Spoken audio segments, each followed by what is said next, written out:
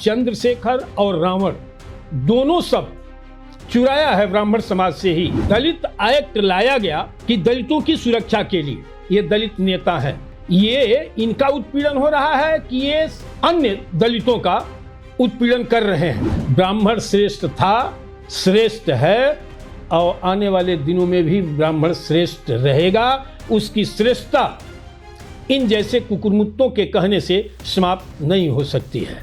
ब्राह्मणों को निशाना बनाया जाता है और कहा जाता है कि अगर इनको मंदिर और इनसे किताबें कुछ छीन ली जाए तो ये किसी लायक नहीं। कोई सवर्ण कह दे ग्रेट चमार तो उस पर दलित एक्ट लगेगा और वो गर्व से बोर्ड लगा के कह रहे हैं कि आई एम द ग्रेट चमार। क्या ब्राह्मण जातिवादिता खत्म करने के लिए अपनी बेटियों का दान करेंगे, जैसा कि संतोष वर्मा और चंद्रशेखर आजाद चाहते हैं? इस विचारधारा के किसी भी दलित को मैं चैलेंज करता हूं कि सामने आकर के इस भाषा का प्रयोग करे तो उसको इसका परिणाम मिल जाएगा। कह रहे हैं कि बेटियों की भी शादी अपने दूसरे कास्ट में करें, तभी हम मानेंगे कि ये छुआछूत नहीं करते, पाखंडवाद नहीं करते। उसको कैसे देखते हैं? पीड़ित ब्राह्मण को न्याय दिलाना मेरी प्रथम प्राथमिकता है। मैं देश और प्रदेश के ब्राह्मणों से हाथ जोड़ करके प्रार्थना करता हूं कि अपने आने वाली पीढ़ी के भविष्य की रक्षा को लेकर, अपने अधिकार और सम्मान को लेकर के एकजुट हो जाओ। ब्राह्मण संगठित हो जाए और अपने पर आ जाए, समाज को लेकर के,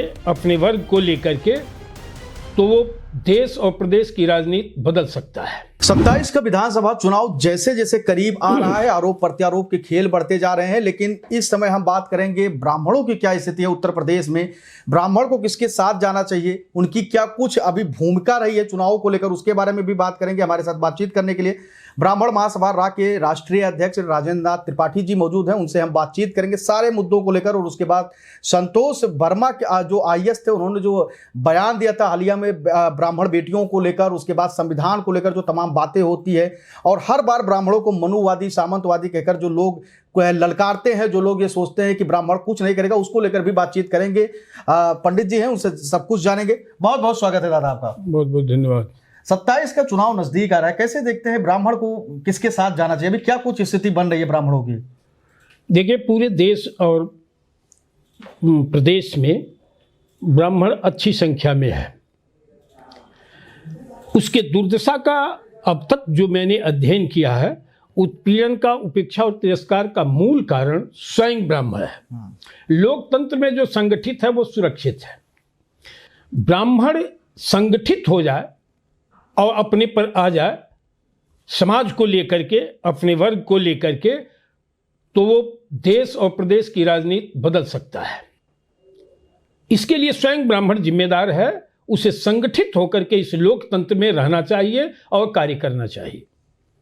ये लोग, जो लोग ब्राह्मणों के ऊपर लगातार सवालिया निशान खड़ा कर रहे हैं, सामंतवादी, मनुवादी, और कह रहे हैं पाखंडवाद से भी जोड़ दे रहे हैं, और अब तो हद हो गई है, कह रहे हैं कि बेटियों की भी शादी अपने दूसरे कास्ट में करें, तभी हम मानेंगे कि ये छुआछूत नहीं करते, पाखंडवाद नहीं करते। उसको कैसे देखते हैं? देखिए, बिखराव जब होता है तो वो परिवार पतन की ओर, वह समाज पतन की ओर जाता है। यह हमारे बिखराव का मूल कारण है कि जो आज तरह तरह की अनर्गल और संसदीय भाषाओं का प्रयोग हो रहा है और टिप्पणियां हो रही हैं।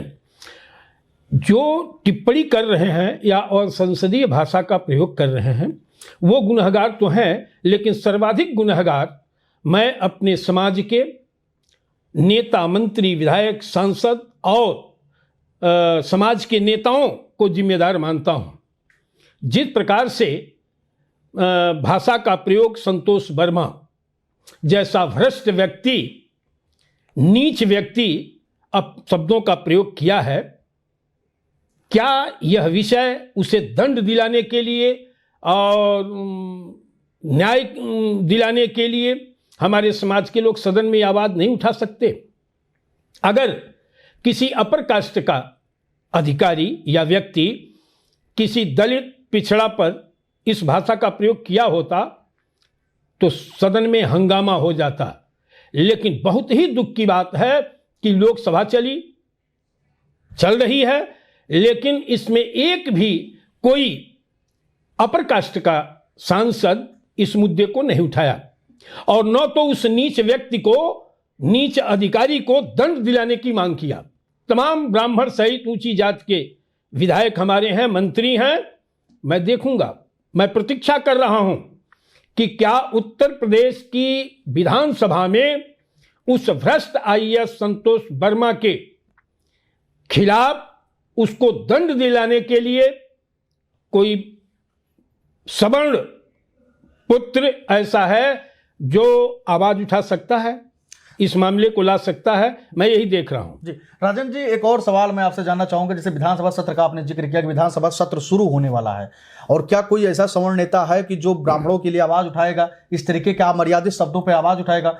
चंद्रशेखर आजाद उत्तर प्रदेश में नगीना सांसद है, नगीना से लोकसभा क्षेत्र पड़ता है, और उन्होंने खुले मंच से कहा कि संतोष वर्मा ने कुछ गलत नहीं कहा, हम उनका समर्थन करते हैं। उन्होंने कहा कि बाबा साहब भीमराव अंबेडकर भी जाति पाति को मिटाने के लगे थे कि रोजी रोटी और बेटी का संबंध होना चाहिए। तो क्या मानते हैं कि चंद्रशेखर आजाद जिस तरीके से आजाद ने ये बातें कही कि रोटी और बेटी का संबंध होना चाहिए, मैं समर्थन करता हूं संतोष वर्मा का, क्या उनके खिलाफ भी कोई आप लोग मुहिम करेंगे? वह एक नीच व्यक्ति है, उसकी बात ही नहीं करिए। एक संवैधानिक पद पर बैठकर एक जात विशेष के पक्ष में अंधभक्त होकर के बोलना शोभा नहीं देता। इसके नीचताई की बात ही नहीं उठनी चाहिए। इसे मुद्दा बना करके इसको चर्चा में लाना गलत है। और रह गई बात समाज को जोड़ने की, तो जिस वर्ग से इसे एलर्जी है उस वर्ग का इतिहास का अध्ययन इसको करना चाहिए कि ब्राह्मण सभी जातियों को एक सूत्र में पिरो के लेके चलने का कार्य किया। कभी किसी को अनावश्यक रूप से प्रताड़ित करने का कार्य नहीं किया। समाज के हित में, राष्ट्र के हित में जो होना चाहिए वो ब्राह्मण ने किया। इसलिए हम तो कहते हैं कि मुझे ब्राह्मण होने पे गर्व है कि हमारे पूर्वजों ने, मनीषियों ने समाज के लिए, राष्ट्र के लिए कार्य किया है। सबको करना चाहिए और इससे रावण जैसे को सीख लेनी चाहिए। और मेरा एक सुझाव है कि वो चंद्रशेखर और रावण दोनों सब चुराया है ब्राह्मण समाज से ही। एक तरफ ब्राह्मण की आलोचना करता है, ईर्ष्यावश ब्राह्मण को टारगेट करता है। ये इसलिए करता है कि मैं देश और प्रदेश का चर्चित नेता बनूं। तो रावण नाम ब्राह्मण वंश का है, आजाद ब्राह्मण वंश का है। तो ये दोनों का पहले परित्याग करे, तब जाकर के खुल करके अंगुली ब्राह्मण समाज पर उठाए। चंद्रशेखर आजाद ने तो अभी योगी जी के ऊपर भी सवाल खड़ा कर दिया। उन्होंने कहा कि कथावाचकों को संविधान से ऊपर बैठाया जा रहा है, गॉड ऑफ ऑनर बनाया जा रहा है। एक लंबा चौड़ा लेख उन्होंने लिखा इस पर, उसको क्या कहेंगे? इस पर साफ मेरा कहना है कि ये आरक्षण की देन है और दलित एक्ट की देन है। किस तरह से बोल रहे हैं, सरकार को, पार्टियों को, नेताओं को देख लेना चाहिए कि दलित एक्ट लाया गया कि दलितों की सुरक्षा के लिए। ये दलित नेता हैं, ये इनका उत्पीड़न हो रहा है कि ये अन्य दलितों का उत्पीड़न कर रहे हैं। अब तो ये उत्पीड़न करना शुरू कर दिए। इसलिए ऐसे लोगों को दलित एक्ट का लाभ नहीं दिया जाना चाहिए। अच्छा, एक और सवाल है दादा कि जैसे अभी ब्राह्मणों के आखिर में इतना टारगेट क्यों किया जा रहा है समाज में?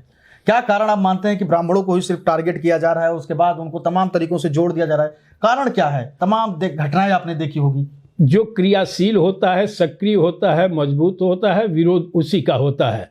ब्राह्मण श्रेष्ठ था, श्रेष्ठ है और आने वाले दिनों में भी ब्राह्मण श्रेष्ठ रहेगा। उसकी श्रेष्ठता इन जैसे कुकुरमुत्तों के कहने से समाप्त नहीं हो सकती है।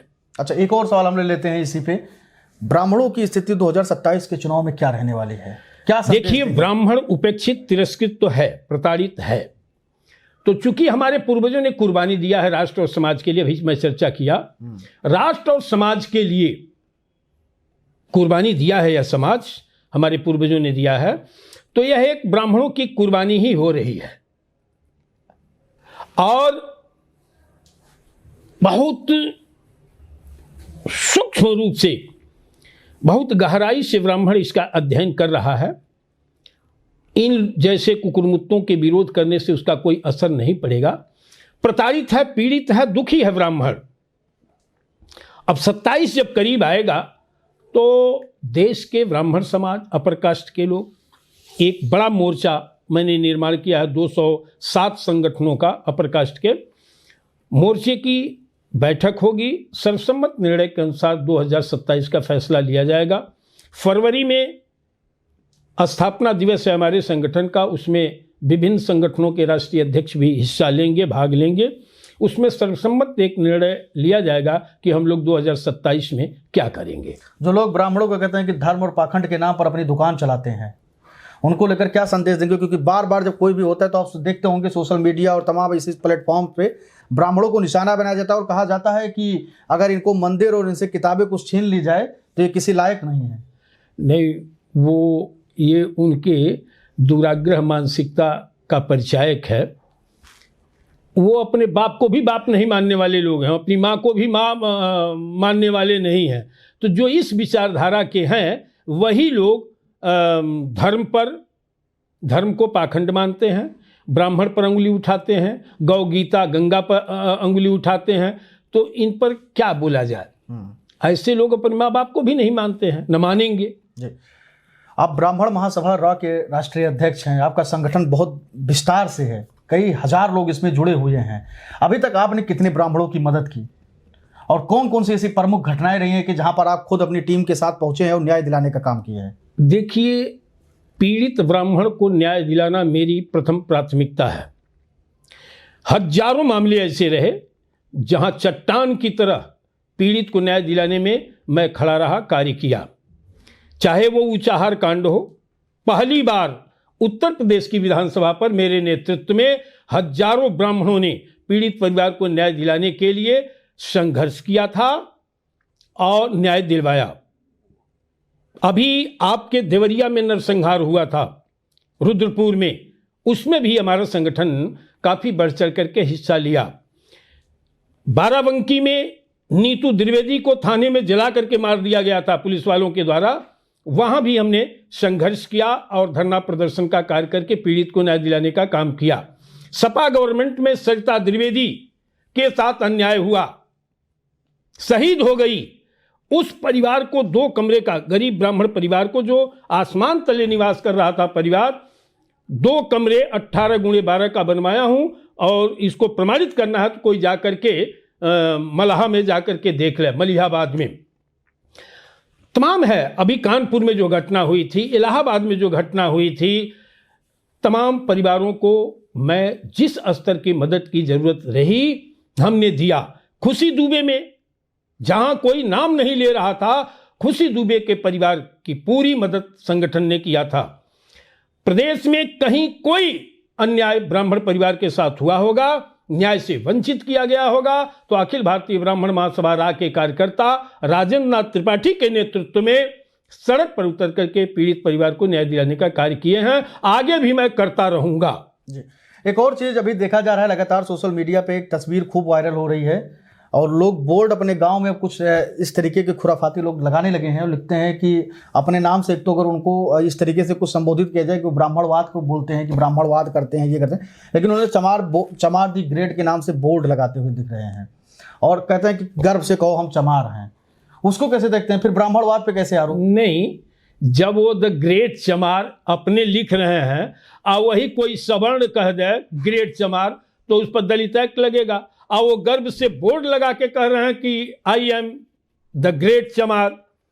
तो इस पर सरकार को देखना चाहिए कि संविधान एक है, सभी लोग संविधान का सम्मान करते हैं, करना भी चाहिए।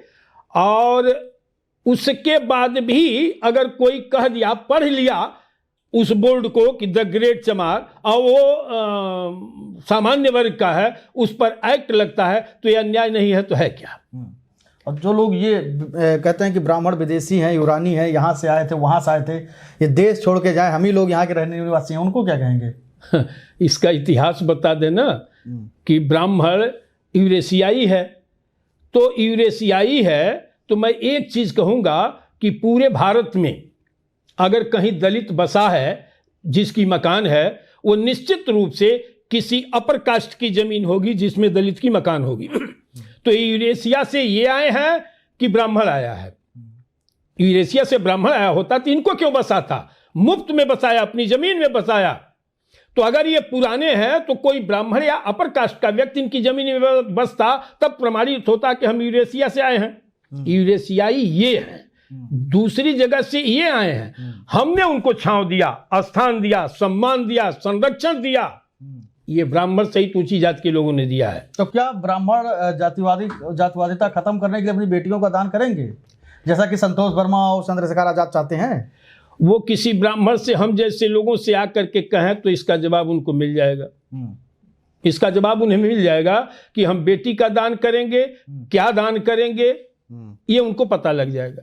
या इस विचारधारा के किसी भी दलित को मैं चैलेंज करता हूं कि सामने आकर के इस भाषा का प्रयोग करे तो उसको इसका परिणाम मिल जाएगा। तो क्या अब आप पूरी तरीके से तैयार हैं? आपका ब्राह्मण महासभा राज जो है वो तैयार है कि ब्राह्मणों के हक की आवाज को उठाएगा? अगर कहीं ब्राह्मणों के साथ अन्याय हो रहा है तो आप अपनी पूरी ताकत के साथ वहां पे खड़े होंगे उसके सम्मान के लिए? खड़ा थे, खड़ा हैं और खड़े रहेंगे। इसीलिए तो ये संगठन बनाया है कि न्याय से वंचित नहीं होने देंगे ब्राह्मण को। पीड़ित, जरूरतमंद, बेबस, लाचार, गरीब ब्राह्मण के हितार्थ ही संगठन बना है। सत्ता मेरा लक्ष्य नहीं है। हाँ, सत्ता में हस्तक्षेप, सरकार में हस्तक्षेप, राजनीति में हस्तक्षेप तब संभव है करूंगा जब हमारे साथ अन्याय होगा, हमारी नहीं सुनी जाएगी। 18% ब्राह्मण है उत्तर प्रदेश में, 18% के अलावा अजीब ताकत है ब्राह्मण में, उसके बावजूद भी याचक बनकर के ब्राह्मण घूम रहा है, तो यह दुर्भाग्य है। मैं देश और प्रदेश के ब्राह्मणों से हाथ जोड़ करके प्रार्थना करता हूं कि अपनी आने वाली पीढ़ी के भविष्य की रक्षा को लेके, अपने अधिकार और सम्मान को लेकर के एकजुट हो जाओ, जैसे अन्य वर्ग एकजुट है। जिस दिन यह समाज एकजुट हो जाएगा, कोई माई का लाल ब्राह्मण हितों पर कुठाराघात नहीं कर सकता है। क्षत्रिय समाज को लेकर क्या सोचते हैं राजेंद्र नाथ त्रिपाठी? रहना चाहिए, ब्राह्मण हो, क्षत्रिय हो, वैश्य हो, जहां एक तरफा हमला, ये सभी लोग हम इनके हमले के शिकार अगर हो रहे हैं तो सबको एकजुट हो जाना चाहिए और एकजुट हो करके इस नीचता का जवाब अवश्य देना चाहिए। क्या लगता है कि क्षत्रिय समाज और जो ब्राह्मण समाज हैं ये हमेशा से इतिहास बनाने का काम किए हैं और लगातार साथ में रहे हैं? सदैव किया है, दलितों ने भी किया है, ब्राह्मणों ने। अच्छा ये बताइए, शरीर में जब चोट लगती है तो सबसे पहले आंसू कहाँ गिरता है? आंख से गिरता है ना, ये मस्तक है। अगर पैर को चोट लगा तो आंख से आंसू गिरता है, यानी ब्राह्मण रोता है और ये हाथ उसकी सुरक्षा में जाता है। ये परिभाषा रावण को नहीं याद है। केवल जहर उगल करके समाज में जातीय विद्वेष फैला करके अपनी राजनीति करना चाहते हैं। रावण जैसे ऐसे लोग जो विष वमन कर रहे हैं और सामाजिक ढांचा को बिगाड़ना चाहते हैं, सरकार को इन पर कड़ी दृष्टि रखना चाहिए और उचित दंड दिया जाना चाहिए। बताइए, इस भाषा का प्रयोग करके संतोष वर्मा अभी सुरक्षित है? आश्चर्य हो रहा है। सरकार केंद्र और प्रदेश की सरकार ने कहा कि सस्पेंड कर दिया गया है। और पहली बात ये अफवाह चली या जो भी था, लोग कहने लगे कि अच्छा हुआ कि ऐसे व्यक्ति को सस्पेंड किया गया, नौकरी से हटाया गया। लेकिन अभी देखा जा रहा है कि कुछ कार्रवाई नहीं हुआ है और वो अपना काम कर रहे हैं। नहीं, ये वोट की तुष्टीकरण राजनीति है ना। हम इसीलिए कह रहा हूं कि उच्च वर्ग के सांसद और विधायकों को, मंत्रियों को एकजुट होकर के संतोष वर्मा जैसे भ्रष्ट लोगों को दंड दिलाने के लिए सदन में आवाज उठनी चाहिए। अगर नहीं उठी तो राजनीतिक दल और सरकारें 2027 में इसका दुष्परिणाम भोगेंगी। मैं कह रहा हूं। अखिलेश यादव भी एक मंच पर बैठे थे, उनसे कहा गया कि जय श्री कृष्ण किसका नारा इस बार 27 में चलेगा, जय श्री कृष्ण या जय श्री राम? तो उन्होंने दोनों लोगों का नाम ना लेकर कहा कि जय भीम, जय संविधान। नहीं, भगवान आस्था का विषय नहीं, आस्था का विषय है, राजनीति का नहीं। अब कोई कृष्ण को लेकर के जपे, कोई हिंदुत्व को लेकर जपे, कोई राम को लेकर जपे, कोई परशुराम जी को लेकर, नहीं, ये गलत बात है। यह राष्ट्र है, समाज है। एक बागीचे में, फूल के बागीचे में विभिन्न कलर के, विभिन्न रंगों के पुष्प होते हैं, अच्छा लगता है। इसका पोषक होना चाहिए, एक को उखाड़ के फेंकने का नहीं। तो जो एक जात को टारगेट करके अपनी राजनीति फैलाना चाहते हैं, ऐसे लोगों को दंड दिया जाना चाहिए। समाज में सामाजिक समरसता को कायम करने वाला नेतृत्व ही राष्ट्रवादी है, समाजवादी है। 100 से ज्यादा सीटों पर ब्राह्मण समाज इस वक्त उत्तर प्रदेश में प्रभाव रखता है, हनक है, दबदबा है। फिर ब्राह्मण समाज इतना पीछे क्यों रह जाता है सत्ता के अधिकारों में? अब की 2027 में जितनी ब्राह्मण बाहुल्य सीटें हैं, पैनी दृष्टि से संगठन उसे देख रहा है और सभी अपर कास्ट के संगठनों को लेकर के हम लोग कूच करेंगे और काम करेंगे। तो आप थे ब्राह्मण महासभा रॉ के राष्ट्रीय अध्यक्ष राजेंद्र नाथ त्रिपाठी जी, जिनसे हमने कई सारे मुद्दों पर बातचीत की, चाहे वो संतोष वर्मा का मामला रहा हो या फिर चंद्रशेखर आजाद का, या उत्तर प्रदेश में ब्राह्मणों की क्या स्थिति है या भूमिका है, उसको लेकर भी हमने तमाम तरीके के बातचीत किए, सवाल किए और राजेंद्र नाथ त्रिपाठी जी ने बेबाकी से अपना बयान दिया है।